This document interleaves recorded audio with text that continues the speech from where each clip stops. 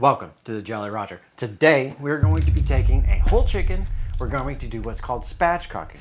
And if you want to learn about spatchcocking, first we need to get the bird out of the bag. So we're going to do that, and we're going to cut the backbone out, and we're going to roast it tomorrow after we dry brine it. So let's do that. Ba-boom. Boom. All right, so now we remove the bird from the bag. We got everything out from inside the cavity. Make sure you remove that because it's got plastic in it and you don't want that to go in the oven. And we are going to reserve everything in there, and we're gonna make chicken stock with it along with the bones and everything else. So nothing goes to waste. But we're gonna pat the bird dry and get as much off of it as we can. I'm gonna do the front side when I flip, but we're gonna go ahead and cut our spine out. And our spine runs right through up until we get to the Pope's nose, which is the little tail. They call that a Pope's nose on turkeys. I assume we call it the same on chickens. And if you want to do a turkey, we're doing one next week. So I have my kitchen shears. These are not going to be able to get through the bones themselves, all of them anyway. So I have a gardener shears that I specifically keep in the kitchen for this reason. I don't use them outside. I just use them inside for this. So they are clean. They don't have dirt on them or anything like that. But we're just going to take our knife or our scissors and cut as much of it as we can. Now the thing about the chicken is, or the shears, actually, we did it with just, we might need them right there. The skin is very malleable, so the shears have a hard time getting through that, so you'll definitely need a pair of good kitchen shears to cut through.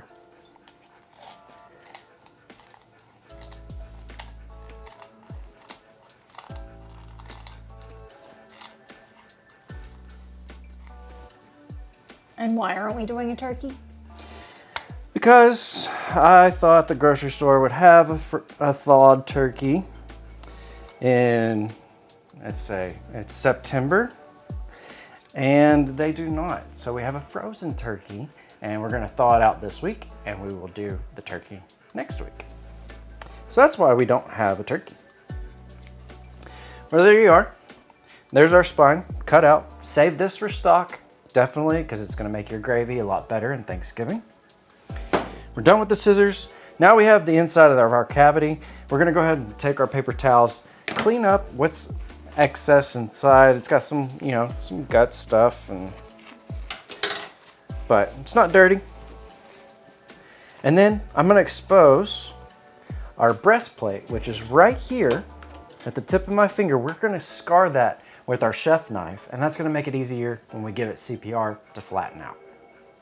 So it just looks just like that. Did a little knife cut, a little score. And we're going to flip the bird back over. Thank you. And now it's going to lay flat. But we're going to go ahead and pat it dry again. Do you want more paper towels or you good? I think I'm good. Okay. Staying alive, staying alive. And then we're just gonna push right down right here. It's basically what our sternum is on our chest, and we're just gonna crack it. Just like that, and it's gonna lay a lot more flat. And the reason that we spatchcock is because it takes the cooking time and almost makes it in half. So if you do this with a turkey, instead of cooking a turkey for 3 to 4 hours, you're cooking it within an hour and a half to 2 hours. So it saves time on Thanksgiving. But we're gonna take the wings, we're gonna fold their tips back, make it look like it's lounging on the beach. But in reality, it's gonna be lounging in our oven. On a baking sheet. On a baking sheet. So I'm gonna transfer this over to our baking sheet, and then we're going to grab some salt and we're gonna dry brine. Make sure you have a clean kitchen. No one wants salmonella. Nah. Not today. Not today. Not even tomorrow. Yeah, definitely not tomorrow either. Want a clean kitchen. So I'm gonna wash my hands, and then that way I'll have one clean hand for salt, one hand to touch the bird. All right, so now that we've got our spatchcock chicken, what we're going to do is we're gonna do a process called dry brining, where we just put salt all over the bird, and we're gonna put it in the refrigerator overnight. And then that'll be the end of this video. Next video, we're gonna be roasting the bird. So I have just plain kosher salt. I use Diamond kosher salt, but there's Morton's, there's other kosher salts. You definitely want to use kosher salt with this. Don't use table salt because you can oversalt your bird and then the whole meal is not gonna be good if it's over seasoned. But it's gonna look like a lot of salt, but trust me, it's perfectly fine. But we're gonna put salt all over the bird, and what happens is it'll draw that moisture out from within the bird, and then it dissolves the salt on the surface. And that is going to put seasoning all the way through the bird because it'll reabsorb that same moisture. And then you're seasoned perfectly. It tightens up the skin too, right? Yep, makes it crisp. And you will see that at the beginning of our next video. But I do this every time we cook a whole bird. I do it with our turkeys the same way, but turkeys is a little bit different to spatchcock. That's why we're doing 2 separate videos of it. Just needs a little bit longer because it got more bones. More bones, bigger bones. I wouldn't say more, I say bigger. I think they have the same amount of bones as a bird. It's a bird, a bird. Big bird probably has more bones.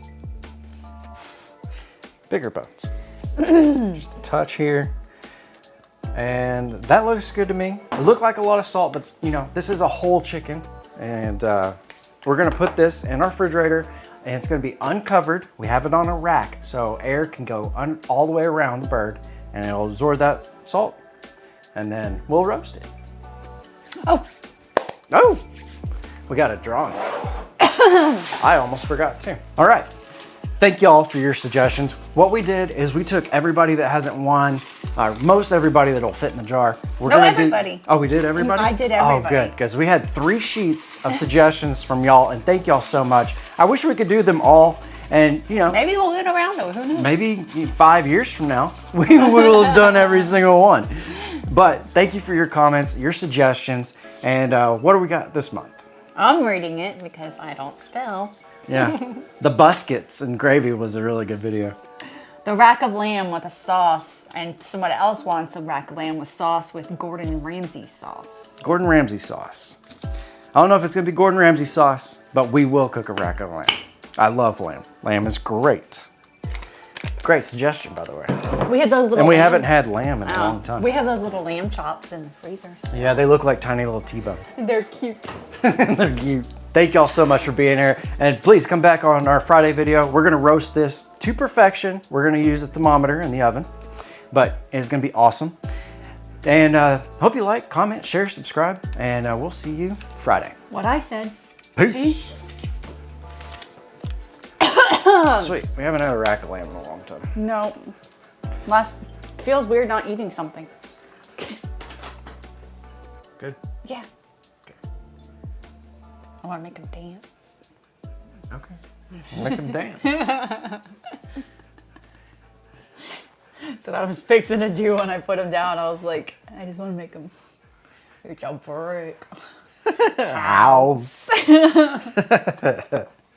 Okay, have to go get another chicken. I forgot to hit record. That would have not been fun. Like, share, subscribe, comment. Peace. Cool. Peace.